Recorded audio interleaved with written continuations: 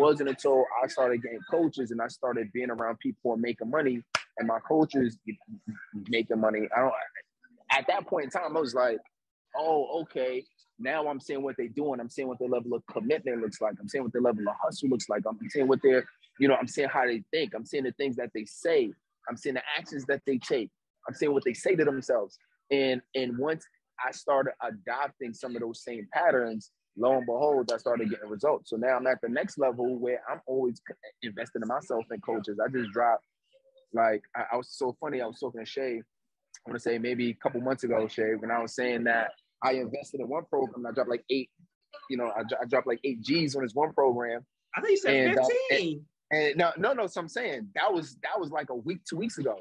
But what I'm saying is, I don't know if you remember the conversation I told you, I think it was like a few months ago when I was like, yo, I ain't even never spent this much on a coaching program before, but I dropped like 8 G's a couple months ago. And then now, a couple months later, I'm like, all right, cool. I leveled up.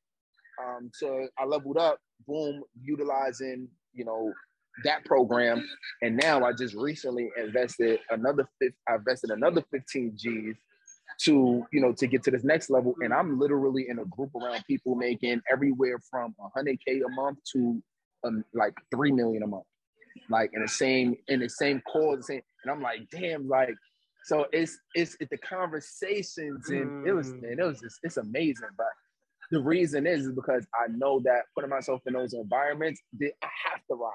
You know what I mean? And so that makes me think of the key concept. If you hang out with 5 broke people, you potentially get 6. But if you hang out, regardless if it's virtual or not, because like how this COVID, we still got a limit. Like literally, one of the top things I can't stand about this COVID, I have not met my coach physically, but we are going to see each other 2022. 2022 is going to happen.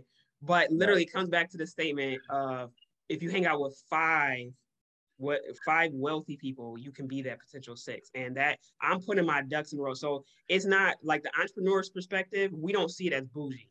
People that's outside that don't understand, they see it as bougie, or they think that you're trying to be a fan. No, like you gotta put yourself, like me, one of my top things next year, I will be 6-figure, hands down. So coach is one of my 6-figure people. I have another person that's a 6-figure person. If I had to get 3 more people that's around me 6 figures to evaluate, that's what I'm going to do and stuff like that. Because simple fact is, I believe that the power of exposure, like that's when I'm coming into 2022, and I have 2 words that I'm going with in fruition is exposure and consistency.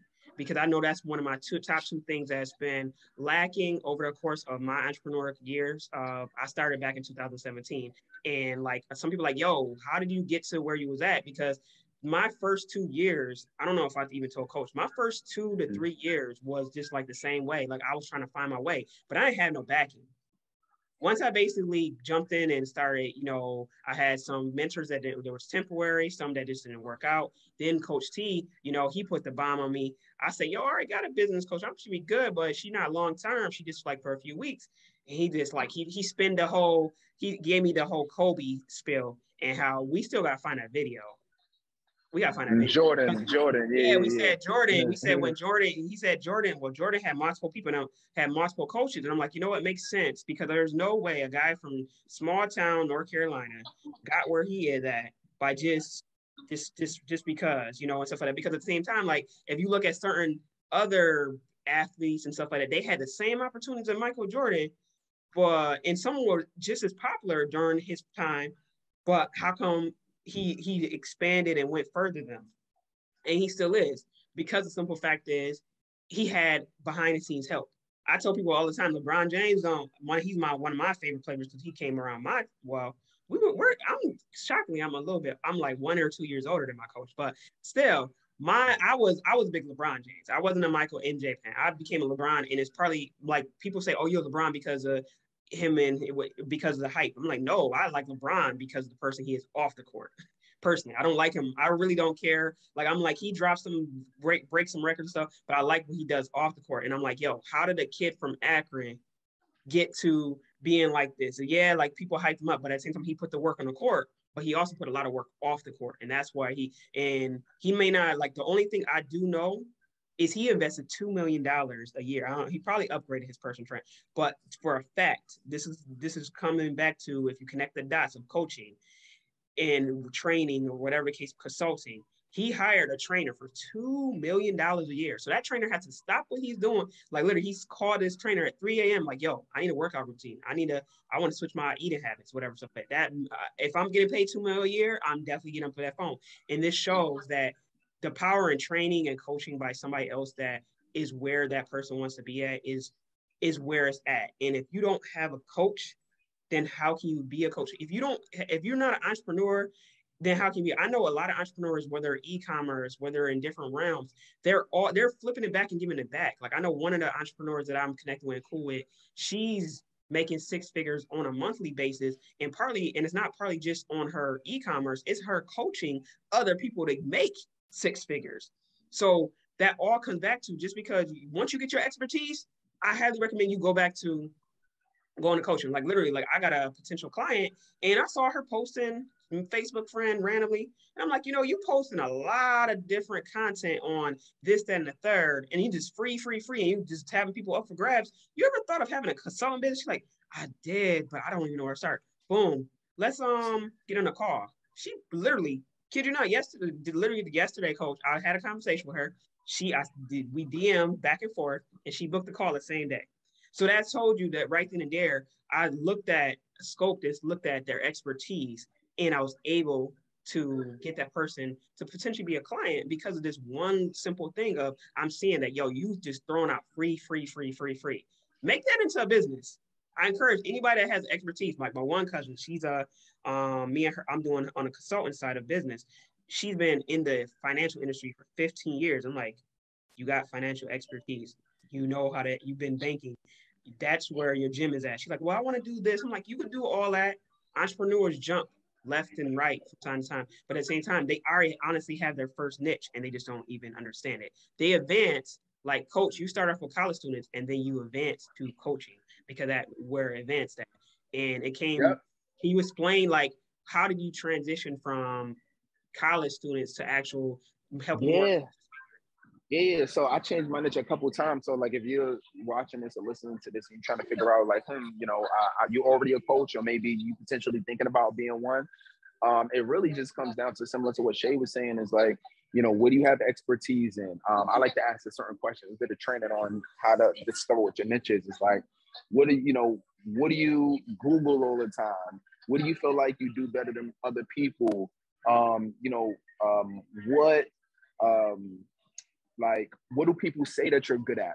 Right. So certain things that it's just like people will want to learn this from me. And just that in itself gives you credibility. So for me, I started off with that, right? Because I went into corporate America. I was working my whole career outside of this was cybersecurity, right? So like I was making a lot of money in cybersecurity even before I decided to do this. So for me, it was like, okay, I can show you how to do it because there's some things I did right in undergrad and after graduation. So I started off with that. And then I transitioned to really working with, I jumped into personal development. So I was doing productivity and like time management, right? So I was able to like write a planner. I was able to do some of those things. So I jumped into that. And it was just, my grad was project management. So that's what my master's degree is actually in. And I just kind of love productivity. So I jumped into that. And then I realized I really love business. So then I jumped into business, and then that was my niche for a while. And then I realized that I really need to niche into business. So I honed in specifically on coaches and speaking as a part of that. So that's really how I transitioned, really just learning and just continuing to take action. And if this is something that you've been wondering, should you do, this is literally the best time to do it. And I'm gonna tell you why.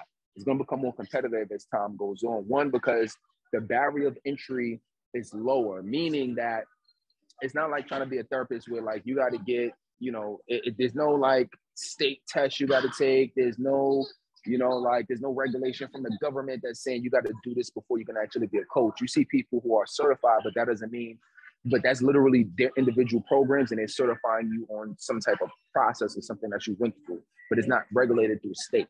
So one, which means that there's a lot more people who are just able to just call themselves coaches and say, I want to help people, right? You know how easy it is? change your bio on your Instagram. That's literally how you can, you know. But I mean, the wise coaches that are out here are getting certified. Like, I have to give a shout out. I went through actually his certification program, you know, and stuff like that. And some people like, oh, well, is it accredited and all that? People get caught up in all this accreditation and stuff like that. The whole thing is the reason why I have this up for two reasons. One, because I just love this guy right here. Two, also to show that I basically took the time out to, you know, take it to the next level of getting certified. And, you know, it doesn't have to necessarily, that coach doesn't necessarily have to go through all this accreditation and stuff like that. It looks good, but it can be made up, whatever case, but at the same time, they're showing your expertise to be certified. They're showing your expertise. Yes, I can do down the line because we're me and one thing that's very common, two things that's common about me and Coach T. We both went to school for engineering and we're information junkies. So we take in a lot of information left and right, and we gather that data, and that's how we incorporate it into what we want to do, how we want to impact others and stuff like that. And also too, like, you know, so like like let's say for our program, right? So we certify you really on having a proven process and a structured and organized process to help your own clients, right? So when you go through our process, it's really, I'm not just a random person that's saying, hey, I got a program and I could just give you advice and just random, and you don't have no process. You don't really know how to you don't know how to give somebody the right resources. You don't know how to take somebody through a proper coaching session. You're not skilled at asking questions. Like, so you're not just out here just saying I can do it. You actually have a process to dramatically increase the likelihood that they reach their goals. And that's really why we created a certification program behind it. But what I was saying was, in terms of so that's one, the barrier of entry is lower. But then also in terms of expertise, there's a lot of celebrities now that are really writing way more books, right? They're training on their expertise. You know, Rick Ross is doing it. Kevin Hart is doing entrepreneur speaking engagements. Diddy been doing it for the longest, right? So it's way more celebrities that are saying, hold up. Athletes, actors, actresses that saying, hold up. I am famous, or I'm a celebrity for this particular reason. And you know what? I can actually get another bag over here by actually training other people on how to be great at what I've learned how to do. So now they're becoming coaches and they're becoming speakers, which means that, you know, the barrier to entry, I mean, the barrier to entry is low, but it's more competition. Right, between more people flooding it at the bottom and then more people gravitating towards the celebrities at the top. So if you want to do it, like, this is definitely be the best time to jump in. But that's really been my journey. You know, that's been my journey. Is just you just learn as you go along. Yep. Because we don't know what the future holds. But I'm gonna tell you this: is that as long as you get started right now, and get started right now doesn't mean you got to get clients tomorrow. Get started right now mean that you just put out a video talking about what you feel like you know. It could mean that you just put out a little post, right? It could mean that you post a book. Maybe you wrote a book before, whatever the case is, right? So don't overthink it, but just start giving yourself your expertise exposure. So that's what I would say. But now, in terms of like practicality, what I would say is this: get a start putting out content online that is that you really feel like is going to help people. Start putting out content that is going to allow you to just kind of get your feet wet and get comfortable. Because believe it or not, I wasn't always comfortable getting on camera and getting on video. I wasn't always comfortable with you know, having calls with potential clients. I used to do this a lot when I started business too. During college, I was like, oh, I don't know, are they eating with their dinner? Are they eating with their family? No, I don't, you know. What are they going to say if I call them? So that was a lot of kind of like my first 2 years really trying to figure this out. And the more you do it, the more comfortable you would get with just everything. With anything that you're afraid of or that you're fearful of and you want to do, just do it more often. And that's literally like every fear that I've been able to overcome from posting my content. Because remember, I'm from New York City. I'm from the hood. I ain't know anybody that was doing this.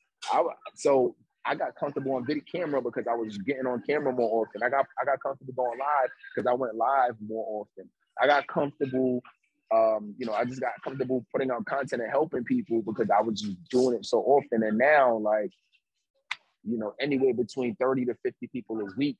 I'm having these conversations with, and it's deepening and cementing my expertise and my skills. So it's taking one day at a time. Cool.